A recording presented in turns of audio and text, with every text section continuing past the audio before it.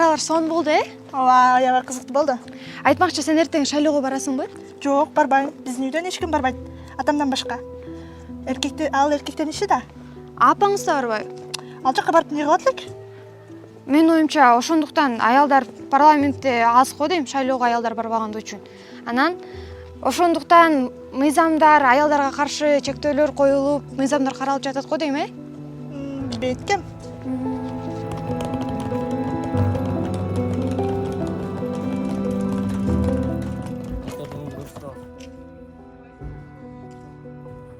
Извините, девушка, по закону нашей страны, девушкам до 23 лет запрещено покидать территорию страны.